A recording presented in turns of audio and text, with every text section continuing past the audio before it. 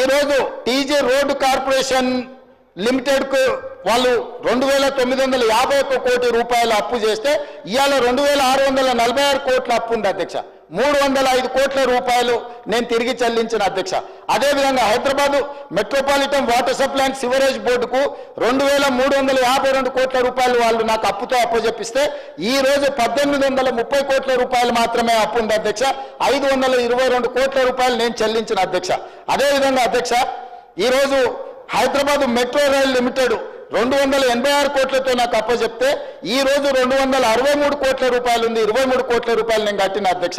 అదేవిధంగా అధ్యక్ష Telangana sheep and goat development corporation cooperative federation limited గొర్రెలు బర్రెలు మేము బాగా పంచడం అంటుంది కదా అధ్యక్ష. వీళ్ళు 907 కోట్ల రూపాయలతో నా కార్పొరేషన్ కోఆపరేటివ్ సొసైటీస్ నాకు అప్పచెప్తే ఇవాళ 214 కోట్ల రూపాయల అప్పు ఉంది. ఈ గొర్రెల పేరు మీద వీళ్ళు చేసిన స్కామ్ కు 692 కోట్ల రూపాయలు నేను చెల్లించిన అధ్యక్ష వీళ్ళు చేసిన పాపాలకు. అదేవిధంగా fishermen cooperative societies federation limited 125 కోట్లతో నాకు అప్పచెప్తే ఈ రోజు అప్పు 56 కోట్లు ఉంది. దానికి 69 కోట్ల రూపాయలు నేను కట్టిన అధ్యక్ష. అదేవిధంగా Telangana dairy development cooperative federation limited 132 కోట్ల అప్పుతో నాకు అప్పచెప్తే 79 కోట్ల రూపాయలు ఈ రోజు అప్పు ఉంది. 53 కోట్ల రూపాయలు నేను తిరిగి చెల్లించిన అధ్యక్ష. అదేవిధంగా అధ్యక్ష ఈరోజు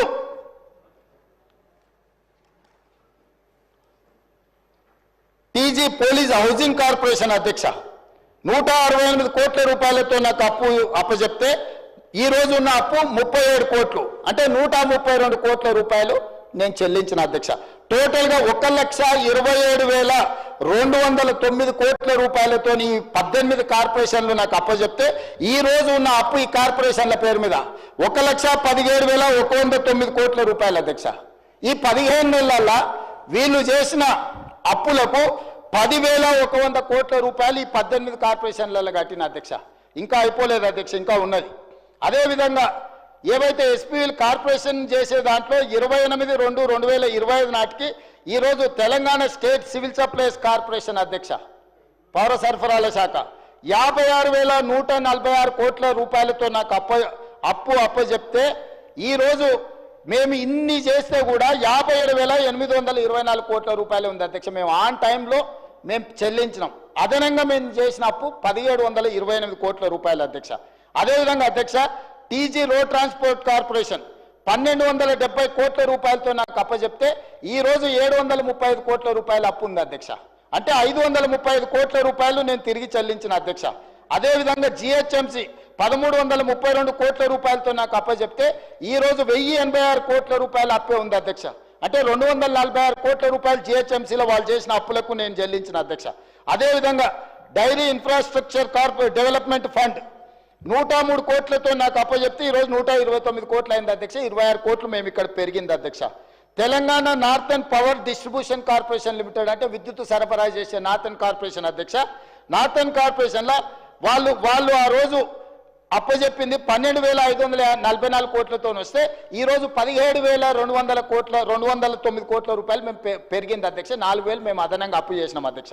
టోటల్గా ఈరోజు మేము చేసిన అప్పులు అని మాట్లాడే దాంట్లో వీళ్ళు అన్ని 95,461 కోట్ల రూపాయలతో మాకు అప్పచెప్తే 1,24,419 కోట్ల రూపాయలు అధ్యక్ష. మేము టోటల్గా ఈ అన్నిటినీ దాదాపు ఈ 14 కార్పొరేషన్ల మీద మేము అదనంగా చేసిన అప్పు 28,957 కోట్ల రూపాయలు అధ్యక్ష.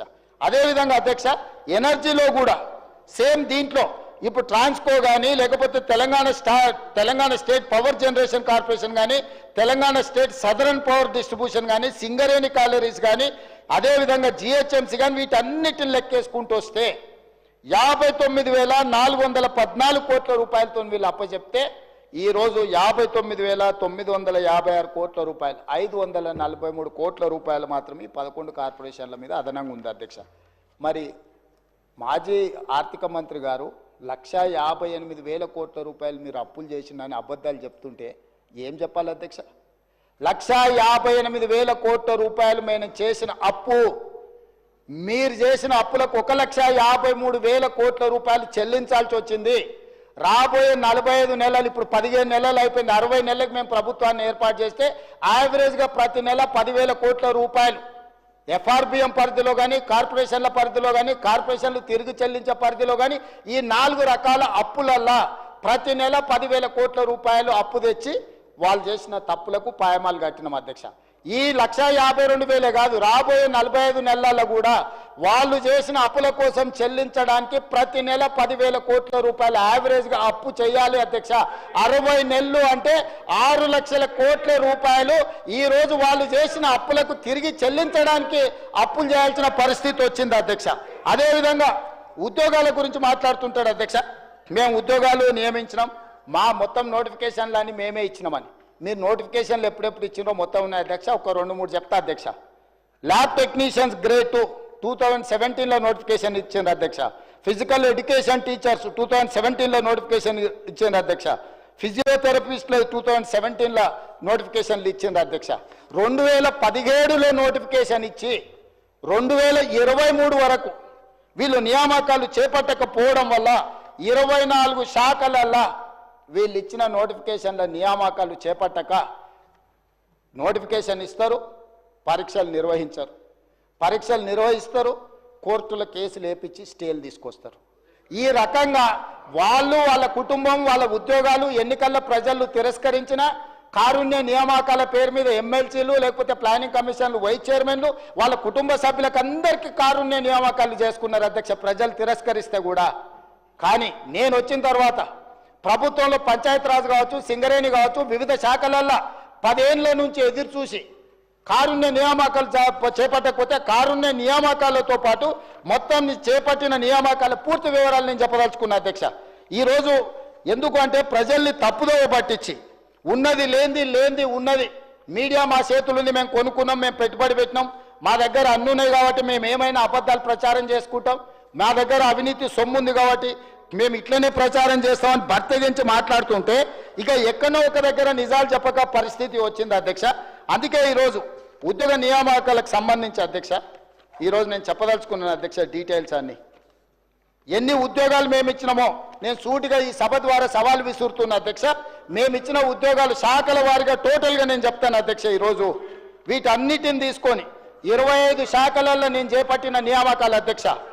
Agriculture and cooperation department 208, animal husbandry dairy development and fisheries department 173, అదేవిధంగా backward classes welfare department 5,764, energy department 850, environment, forest, science and technology department 23, finance department 308, food and civil supplies department 71, general administration department 5, health, medical and family welfare department 7,517, higher education department 2,361, home department 15,526, అదేవిధంగా అధ్యక్ష industries and commerce department 7, irrigation and command area development department 1,235, labour and employment department 128, minorities welfare department 1,584, municipal administration and urban development department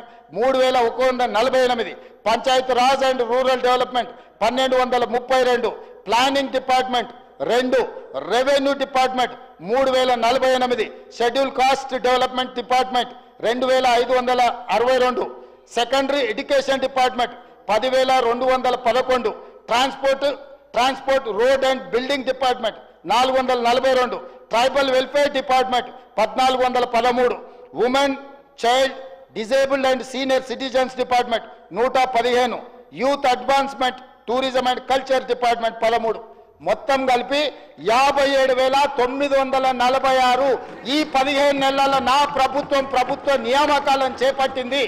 department wise ప్రతి వివరాలు నేను ఇక్కడ ఈ సభ ముందు పెడుతున్నా అధ్యక్ష. ఈ దేశంలోనే స్వతంత్రం వచ్చినప్పటి నుంచి ఏ ప్రభుత్వం కూడా including Congress governments, Narendra Modi గారు ప్రాతినిధ్యం వహిస్తున్న గుజరాత్లో రైతులకు ఇన్ని వేల కోట్ల రుణమాఫీ జరగలేదు, రైతులకు రైతు బంధు ఇవ్వలేదు, రైతులకు ఉచిత కరెంటు ఇవ్వలేదు, రైతులు పండించిన పంటకు బోనస్ ఇవ్వలేదు, రాష్ట్రంలో ఉన్న అప్పులను వాళ్ళు చేసిన అప్పులన్నిటికీ మళ్ళీ అప్పులు చేసి తిరిగి చెల్లించి 1,52,000 కోట్ల రూపాయలు తిరిగి చెల్లించి ప్రతి నెల 1వ తారీఖు నాడు ప్రభుత్వ ఉద్యోగులకు 1వ తారీఖు నాడు జీతాలు ఇస్తున్నాం. మీరు ఉన్నప్పుడు నెలాఖరు వరకు కూడా ప్రభుత్వ ఉద్యోగులకు కూడా విడతల వారీగా జీతభత్యాలు ఇచ్చిన మీరు ఇవాళ మమ్మల్ని తప్పు పట్టేది. ఇవాళ 57,946 ఉద్యోగాలు మేమిస్తే మీ కుటుంబంలో 2 కారుణ్య నియామకాలు 4 మంత్రులు తీసుకున్న మీరు మాకొచ్చి ఇక్కడ నించొని నీతులు చెప్తారా? మీ నీతులు చెప్తే మేము వినాలా? కాబట్టి ఇప్పటికైనా మీ ఆలోచన విధానాన్ని మార్చుకోండి. మేం కక్ష సాధింపు రాజకీయాలకు పాల్పడడం లేదు. మేం కక్ష అంటూ సాధించడం మొదలు పెడితే మీరెవ్వరు ఇక్కడ ఉండరు. మీరందరు చెర్లపల్లిలో చెంచడుగూడలో ఉండేవాళ్ళు. మీరు ఆనాడు కృష్ణమాదిగని వదలలే, రవిప్రకాష్ని వదలలే, రేవంత్ రెడ్డిని వదలలే, కనిపించిన ఎవరిని వదలలే. ఈ రోజు మీరు వెనుకేసుకొచ్చిన ఎవరైతే జర్నలిస్ట్ అనే ముసుగుదొడిగి మీరు పోయి కలిసి వచ్చిండ్రో ఎస్సీ ఎస్టీ కేసు పెట్టి మీరు జైలు వేస్తే ఆ అమ్మాయికి కూడా అడ్వకేట్ని పెట్టి బెయిల్ ఇప్పించింది నేను. ఇవాళ మీరు మీ దగ్గర అక్రమ సంపాదన ఉందని చెప్పి అబద్ధాలు ప్రచారం చేసి ఈ ప్రభుత్వాన్ని బద్నాం చేయాలని నోటికొచ్చింది మాట్లాడితే ఎట్లా అధ్యక్ష? ఇప్పటికైనా 10 సంవత్సరాలు మీరు చేసిన అప్పులకు తప్పులకు తెలంగాణ రాష్ట్రం శిక్ష అనుభవిస్తుంది. ఈరోజు తెలంగాణ రాష్ట్రానికి ఉన్న అప్పు మీరు చెప్పినట్టు మేము ఒకవేళ 1,88,000 కోట్ల అప్పు చేసి ఉంటే 1,58,000 కోట్ల అప్పే మేము చేసి ఉంటే ఈ అప్పు ఈరోజు 8 లక్షల పై కోట్లుగా ఉండేది. కానీ ఈరోజు తెలంగాణ రాష్ట్రానికి ఉన్న అప్పు 1/28/2/2025 నాటికి 7,38,707 కోట్లు మాత్రమే అప్పు ఉన్నది. ఇదేం తక్కువ కాదు. ఇవన్నీ మీరు ఇచ్చిపోయిన వారసత్వం. వారు ఆస్తులు సృష్టించడం అంటారు. ఏం సృష్టించారు అధ్యక్ష? ఒక్కటి చెప్పు. కాళేశ్వరం. మా వెంకటరెడ్డి గారు చెప్పారు అది కూలేశ్వరం అని. 3 ఏళ్లలో 1,02,000 కోట్లు కాంట్రాక్టర్లకు పే చేశారు. మొదటి 5 సంవత్సరాలు ఒక ఆయన మంత్రి, 5 సంవత్సరాలు ఇంకొక ఆయన మంత్రి. ఆ శాఖకు ఇద్దరు కలిసి పోటీలు పడి మొత్తం వాళ్ళు ఇంజనీరు, సైంటిస్టు, డాక్టరు, లాయరు, ఒకటి గోవింద సినిమా ఉంటుంది. వాళ్ళ ఇంటి నిండా ఫోటోలు ఉంటాయి. డాక్టర్గా, లాయర్గా, ఇంజనీర్గా, సైంటిస్ట్గా. నిజంగానే అమ్మాయి పెళ్లి చూపులకు వచ్చి అవన్నీ చూసి ఇవన్నీ చదువుకుంటామని పెళ్లి చేసుకుంటాయి. తర్వాత చూస్తే వానికి ఓనమాలు కూడా రావు, ఇడిచిపెట్టి పోతా ఉంటుంది. ఇంకా పెద్దలందరూ కూర్చొని పంచాయతీ తెస్తారు. అట్లా కాదురా నాయన, పెళ్ళి అయితే ఎట్లో గట్లా సంసారం చేయి, ఇట్లా కాదు, కుదరదు, వాడికి ఫోటోలు దిగ పిచ్చి ఉన్నది, ఇవన్నీ పిచ్చి పనులు చేస్తుంటాడు, కాకపోతే మనిషి మంచోడే అని. ఇవాళ డాక్టర్లు, లాయర్లు, ఇంజనీర్లు 80,000 పుస్తకాలు అన్నీ మీరే చదివినాం అని చెప్పి కడితే అది కుప్ప కూలిపోయింది. దాంట్లో నీళ్లు నింపండి అంటుండు. నీళ్లు నింపితే కొట్టుకపోతుందని ఎన్డీఎస్ఏ చెప్తుంది. నీళ్లు నింపి కొట్టుకపోతే చూసినా కాంగ్రెస్ వాళ్ళు మేము కడితే కూలింది ఇప్పుడు వీళ్ళు కొట్టుకపోయేటట్టు చేసిరని మమ్మల్ని బద్నాం చేయాలని కంకణం కట్టుకొని తిరుగుతారు. 5 మంది రిటైర్డ్ చీఫ్ ఇంజనీర్లతో వాళ్ళే కమిటీ వేసారు కూలేశ్వరాన్ని ఎక్కడ కట్టాలని. ఈడ కడితే గ్యారెంటీగా కూలిపోతుంది, ఇది మాత్రం వద్దని వాళ్ళు వేసుకున్న రిటైర్డ్ తెలంగాణ ఇంజనీర్లు నివేదిక ఇచ్చారు. తుమ్మిడేటి దగ్గరనే కట్టండి, తర్వాత ప్రత్యామ్నాయాల కింద ఒకవేళ మీరు మేడిగడ్డ దగ్గర కట్టిరంటే ఇది కుప్ప కూలుతుందని వాళ్ళు తెలంగాణ వచ్చిన తర్వాత విజ్ఞత కలిగిన తెలంగాణ రిటైర్డ్ చీఫ్ ఇంజనీర్లు 5 మందితో వాళ్ళు కమిటీ వేస్తే కమిటీ స్పష్టమైన నివేదిక ఇచ్చింది అధ్యక్ష అక్కడ కట్టొద్దని. కానీ భరితెగింపుతోనే అక్కడ కడితే అది కూలిపోయింది. ప్రజల క్షమాపణ చెప్పి తప్పు జరిగింది ఏం చేద్దామని అడగకుండా ఇంకా బుకాయించే పని.